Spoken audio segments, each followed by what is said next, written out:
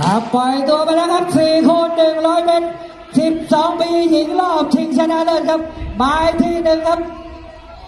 ยังคู่ขี้สูสีครับยังไม่มีใครรูปได้ที่รวบได้นิดหน่อยก็จะเป็นสติงพันแล้วครับตีไม้ก่อนเป็นเอาพร้อมๆกัน3 ทีมแล้วครับเป็นสิงหา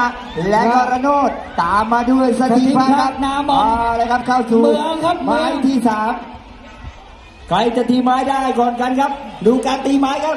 คู่ขี้สูสีนะครับโดย3 ทีมที่พร้อมกันหมดเลยครับมือเอาเบอร์แรงไปครับอยู่ลูกไหนครับ